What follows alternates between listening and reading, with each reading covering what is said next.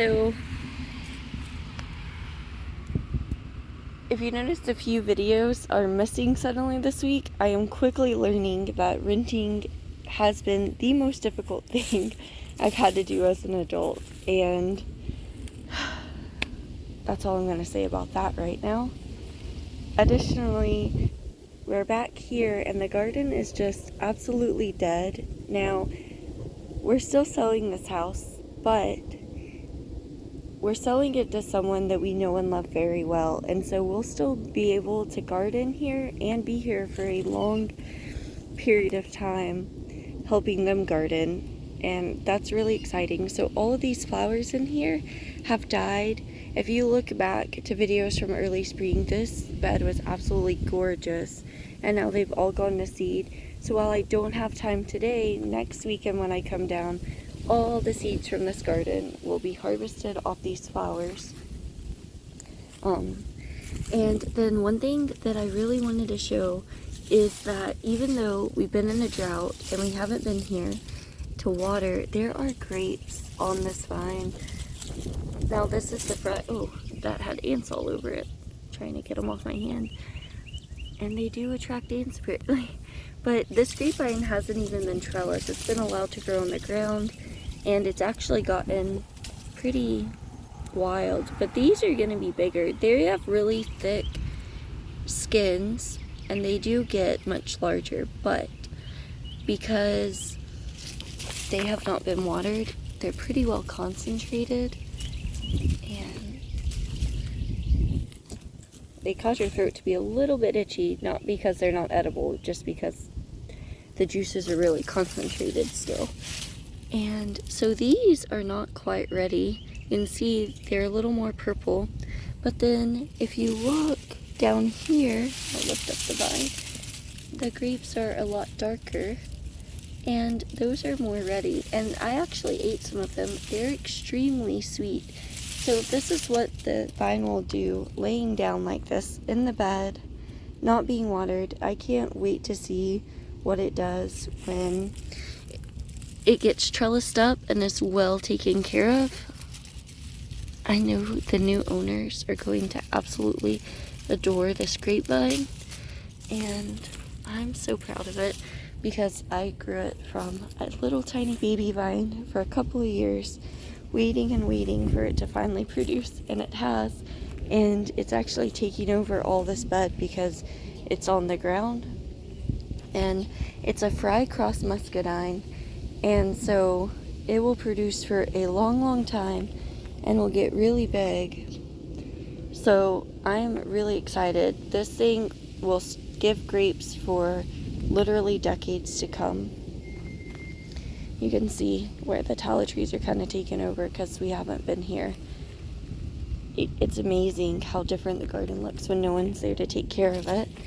And through all of this plant is still holding on.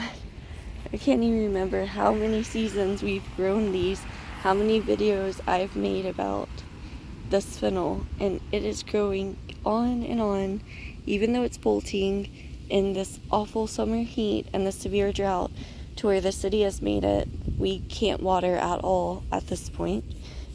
So it's been really challenging, and just waiting for some rain so we can get back to watering and gardening again. It is a little chilly, and it's been windy. But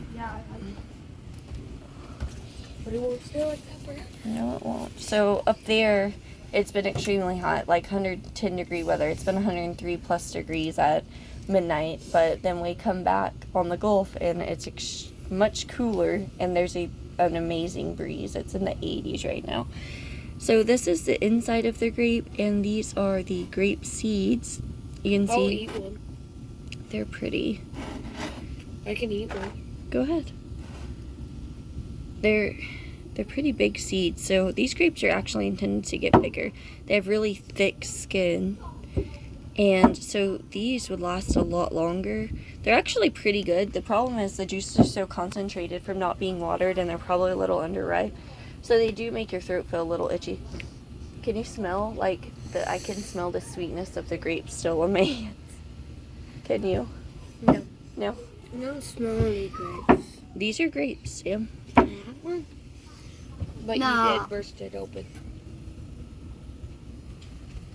Watch out for the seeds. They can't also eat the can make your seeds. mouth a little itchy. Huh? If you like, Can't eat the seeds. You can technically eat the seeds, yes. yeah, but the seeds make you itch. Oh man, I didn't even know we had this Cincy, and apparently it burst, so that's trash. So you can see the seeds in this okra, because we pulled this okra out of the garden. They're pretty much done, they just need to dry out. So there are several okra that were on the plants that we're using for seed, and I'll go show you those plants real fast. Okay, so he's okay, he's with me. The Sugar is freaking out because of course he cannot stand being away from us, and we're loading up the car to go back to the rent house so we can kind of pack everything away. It's so much, let me tell you. It's been a crazy couple of weeks, so I'll just be glad when gardening season's back and I can get back into this, and when everyone gets moved into this house this next weekend, and I can't wait to officially show it off and explain everything. But right now we're just waiting for the right time, but it'll be nice to be able to garden here and teach people we love to garden here too. Now all right here is all the blackberries. You can see they look pretty sad. Okay, I checked it. what are you checking, buddy? There's grass everywhere. I'm trying to be careful because this was the compost pile. That I planted Oh, look at this poison ivy. a year ago. Okay, let's see your blackberry plant. See, they're not dead. They're just, a lot of the leaves are, for one, a lot of these are the old that's already bore fruit. And then the rest of it does look rough. They definitely need water, but they will be fine. Arkansas Travelers are such a great blackberry. So they will survive this drought and come back with a vengeance, thankfully. What are we checking? A blackberry seed that I planted. Well, there are blackberry plants all in here. All your blackberries that you grew. And look, there's even okra down there with several baby okra forming on it. Yep. And then look how overgrown. There's vineweed in this. It's just been wild. But we left the okra plants in here, and you can see they're actually still producing okra even through the drought. That's the great thing about this plant. But I haven't really been picking it because these giant pods on everything, and look, there's an okra flower. So they're still producing, which they're incredible. Isn't that gorgeous? All these big pods, and those are way too woody to eat. They're huge. This is probably like the biggest I would eat, this okra. But the woody pods, they are huge, and what we're gonna do is let them continue growing and save all of the seeds inside, and that'll give us an immense amount of seed. It'll be enough for my family, meaning my household, probably my aunt, who we often will share seeds with, and my mom and siblings that are still at home with her, which y'all have seen periodically in some videos. They love gardening and are really getting into it, so I think they're going to end up being my gardening partners for a while.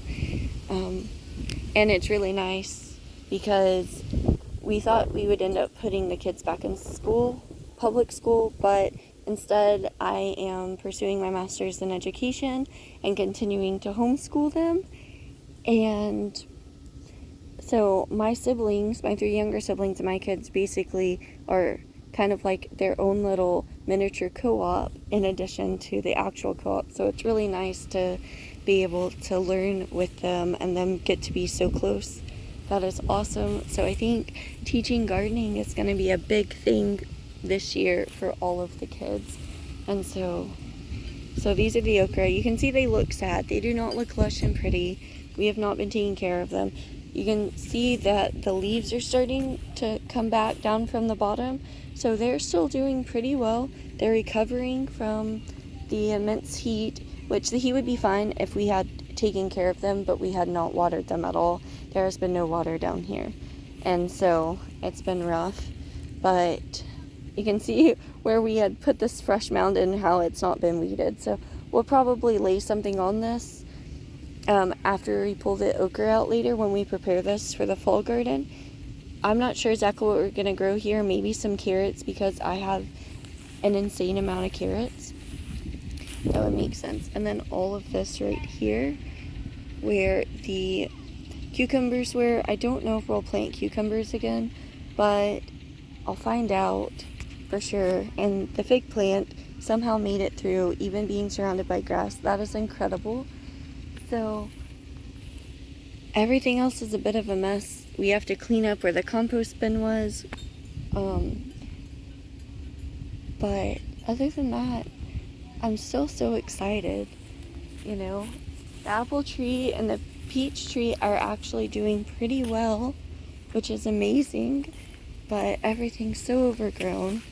And I'm so excited though. Those grapes, I did not think that I'd ever get to see grapes grow here. And now, even though we're selling, I will get to see grapes grow here for years to come and get to enjoy them. So that's exciting. And these are the banana plants. So in my previous years of being here, we had the ducks on the other side of this fence, and their water would water all of these banana plants, and they would stay growing lush no matter how dry it got. But since we have temporarily rehomed all the animals until we get settled, and if we would have known that how the sell the house would play out, we would have kept them here, but that's okay. Now we know. And so these banana plants just haven't been watered, and if you know anything about bananas, they love water constantly. They just thrive off of it. If they were being watered, they would be growing like crazy. So I'm a little sad that they're not, but that's okay. They're still not doing bad for not being watered for like 3 months. And I think it's only rained about 10 minutes here in a few months time period. So it's not horrible.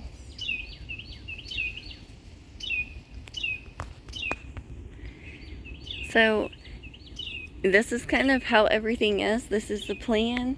And we'll go ahead and clear all this out and this brush and all of that. Probably put in a couple more beds here. And I know that the new owners are planning on putting a shed on the slab. And then we might end up helping them build this into this section right here into another small home, which would be really cool. So I'm excited to be able to share that. Now, everything in the backyard looks so different not having the animals. And of course it's dry, so, but everything's kind of grown up even more. Back here looks different. Ignore the plastic container, it got broke down. So this is just so empty without any of the animals here. And the grass and things are actually starting to begin growing back in here because there are not animals to maintain it. Because not only do they eat it when they use the bathroom and splash water, and with the ducks and geese, they stomp all over the place and nothing grows where they are. So, at least not if it's grass size or smaller shrub. If it's a tree or it's protected, it's fine. But so all of this is growing insanely. Like the whole backyard is just taking over, and we can't mow back here because that's where the brush pile was. The animals really helped kind of pull this back, and this is where all the containers used to be. So you can actually tell that it's actually a really good size area everywhere. I don't know why I'm zoomed in so close. There we go. So it's actually a pretty good size area and all of that.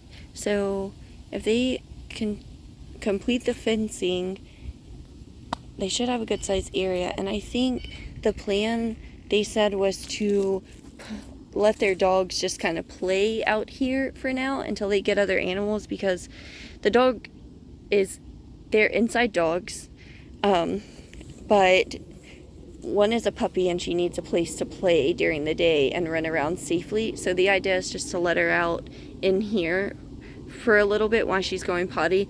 Let her run around. The kids can come out here and play with her while they fence in the back of the yard and house. And while I currently still own this, I did also get permission from them to film everything. So that is awesome, and I'm excited for that. I wish I could be filming more at the rent house, but that is a complicated mess, and so I don't even really feel like talking about it right now. I'm just focusing on some of the more exciting things happening here, which that I am looking forward to. So this is kind of what's going on. I'll be harvesting seeds next weekend from the front garden. My little sister will likely help, and I will be sharing that. And I appreciate you guys kind of seeing what's going on, how things are doing. I know nothing's really been moving or happening, but how exciting is it to have those grapes finally developing and growing?